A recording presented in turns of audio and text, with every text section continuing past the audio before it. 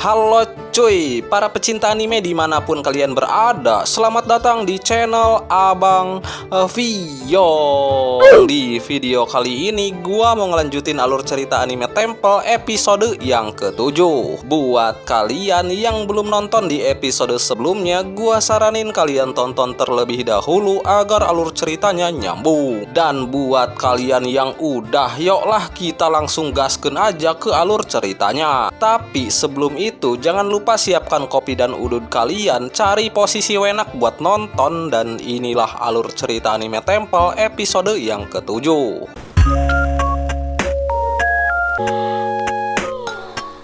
Di episode sebelumnya, Kijo mengunjungi kuil Mikazuki untuk memastikan apakah Yuzuki telah resmi ditasbihkan sebagai calon kepala kuil. Setelah mengetahui bahwa proses penasbihan Yuzuki belum dilakukan, Kijo memberikan waktu 3 bulan kepada Kiki untuk menasbihkan Yuzuki. Jika gagal, Kijo akan membatalkan pertunangannya dengan Yuzuki. Dan dari sinilah cerita dilanjutkan dengan kita diperlihatkannya Yuzuki Aoba, Akemitsu Akagami, dan Mia Kristoff yang bersiap menjalani latihan penasbihan di bawah bimbingan Kiki. Sebagai langkah awal, Kiki mengajukan pertanyaan yang membuat ketiganya pun terdiam seketika. Kakugo wa ii ka, omae-ra? Hai! Pantsu wa nani iro da? Yuzuki yang mengira Kiki sedang bercanda, ia meminta agar Kiki bersikap serius dalam melatih mereka. Mendengar hal itu, Kiki menegaskan bahwa dirinya benar-benar serius. Ia menjelaskan bahwa untuk menjalani latihan penasbihan, seseorang harus memiliki hati yang bersih tanpa noda. Bahkan hal-hal kecil seperti warna pakaian dalam pun harus diperhatikan dengan warna putih sebagai simbol kemurnian. Setelah mendengar penjelasan dari Kiki, pada akhirnya mereka pun memberitahukan warna kelelawar yang dipakainya masing-masing. Dimulai dari Akagami, ia memberitahu Kiki bahwa dirinya tidak memiliki kelelawar warna putih. Dan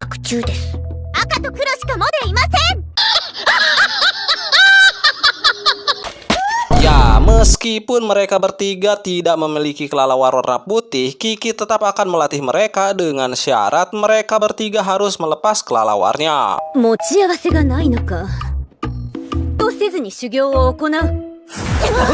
Setelah itu, Kiki menyuruh mereka bertiga untuk bermeditasi. Tujuannya jelas, menenangkan pikiran dan membersihkan otak dari hal-hal kotor atau negatif. Namun, Kiki memberi peringatan tegas, siapapun yang terlihat main-main atau tidak serius saat latihan, maka akan langsung dipukul olehnya, meskipun hanya tipis-tipis sebagai bentuk peringatan. Di antara ketiganya, Akagami terlihat paling fokus menjalani latihan yang diberikan oleh Kiki. Ia duduk dengan tenang, memejamkan mata, dan benar-benar tampak menyatu dengan suasana meditasi. Akan tetapi, itu hanya di awal saja cuy. Fokus Akagami mulai goyah saat ia mendengar suara Mia dan Yuzuki yang terdengar seperti sedang menahan sesuatu.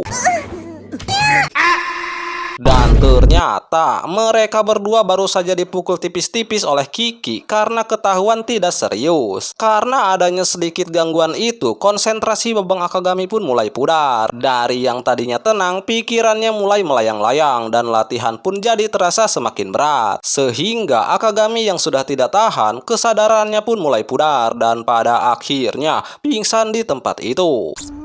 Doushita, Akagami?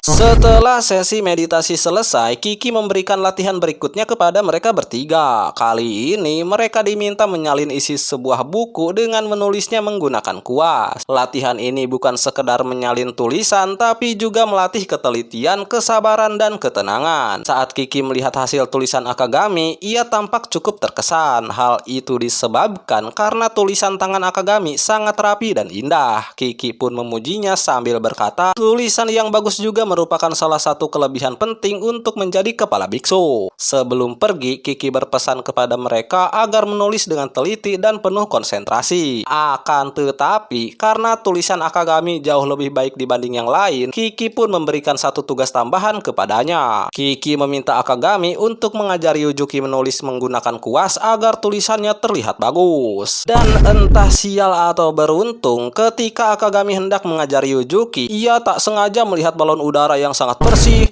mulus, merah muda menyala, dan juga yang pastinya membuat adik kecil kalian bergetar.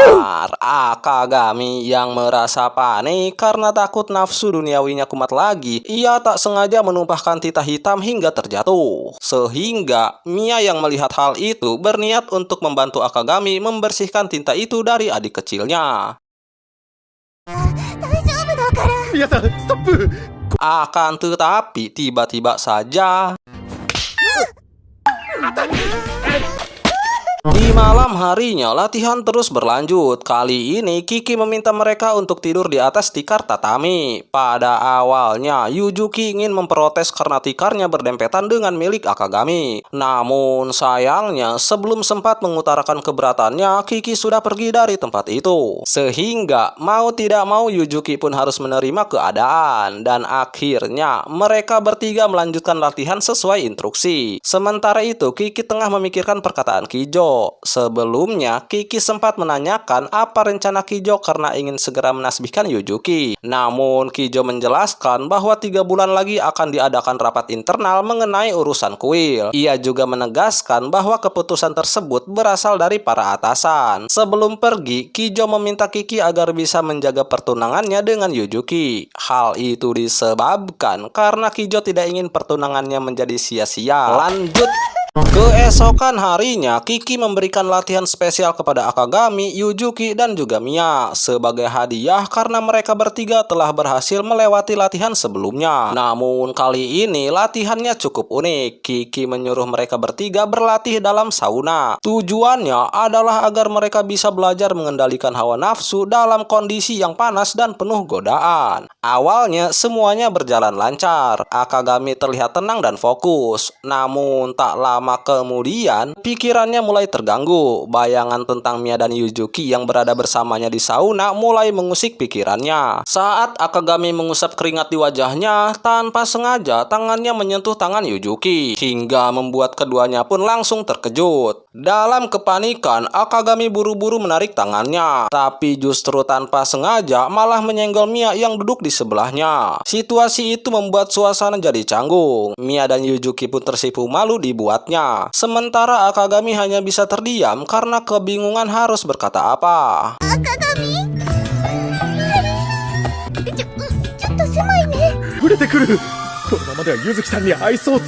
Untuk mencairkan suasana, Akagami mengajak Yujuki dan Mia berdiskusi tentang hasil latihannya masing-masing. Mendengar hal itu, Mia pun mulai bercerita. Ia mengaku masih kesulitan menghilangkan pikiran-pikiran negatif. Bahkan sempat tergoda oleh jakun Akagami. Merasa penasaran dengan Yujuki, Mia balik bertanya pada Yujuki, apakah dia juga masih memikirkan hal-hal negatif atau sudah bisa mengatasinya. Sehingga Yujuki yang mendengar hal itu langsung terlihat panik. Sebenarnya, ia juga belum sepenuhnya bisa menghilangkan pikiran itu. Namun, ia mencoba menutupinya dengan menjawab bahwa ia sudah tidak memiliki pikiran buruk lagi.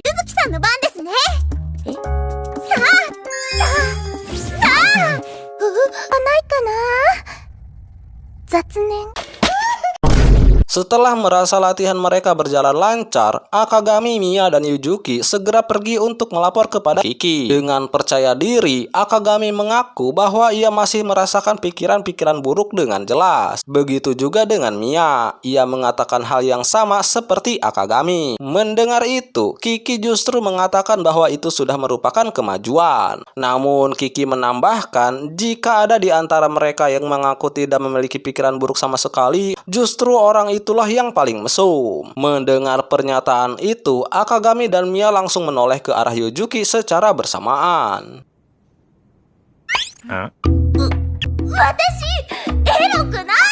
Lanjut, mengingat besok adalah hari Natal, Akagami tiba-tiba merasa syok. Ia teringat pada masa lalu, khususnya tentang ayahnya. Bukannya merayakan Natal bersama keluarga, justru asik menghabiskan waktu bersama para wanita. Kenangan pahit itu membuat Akagami terpuruk dan kehilangan semangat. Melihat kondisi Akagami yang murung, Yujuki pun merasa prihatin. Ia ingin menghibur temannya itu agar tidak terus larut dalam kesedihan. Dengan niat baik, Yujuki mengajak mengajaknya untuk pergi berbelanja berdua. Ia harap suasana hati Akagami bisa membaik. Terlihat jelas bahwa Akagami dan Yujuki menikmati kebersamaan mereka. Setelah beberapa saat berkeliling, mereka mampir ke sebuah toko yang dijaga oleh teman Yujuki. Di dalam toko, mereka melihat-lihat berbagai jenis tasbih yang dipajang. Saat itulah penjaga toko yang bernama Mari datang menghampiri mereka. Melihat keduanya datang bersama, Mari mengira bahwa Yujuki dan Akagami sedang berpacaran. Dengan santai, ia pun menyarankan mereka untuk membeli tasbih cinta yang dijual sepasang. Mendengar hal itu, Yujuki dan Akagami tampak terkejut. Untuk meluruskan kesalahpahaman, Yujuki segera menjelaskan bahwa Akagami bukanlah pasangannya. Namun, meski begitu, Mari tetap menganggap mereka berdua adalah sepasang kekasih. Hal itu disebabkan karena Mari melihat penampilan Yujuki yang tadinya biasa-biasa saja,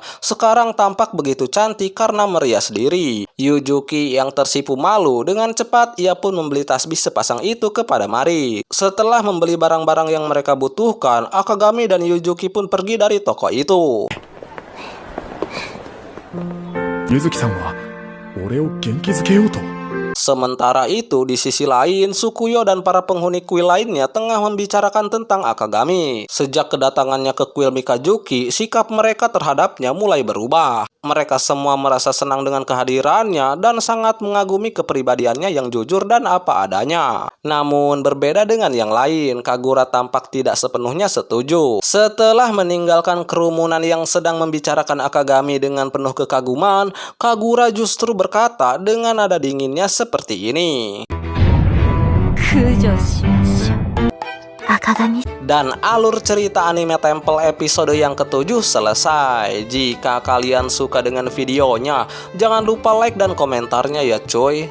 Dan buat kalian yang baru mampir ke channel ini, jangan lupa tekan tombol subscribe serta aktifkan juga lonceng notifikasinya, agar kalianlah orang yang pertama kali tahu jikalau channel ini upload video terbaru. Terima kasih sudah menonton dan sampai jumpa lagi di episode selanjutnya. Bye bye.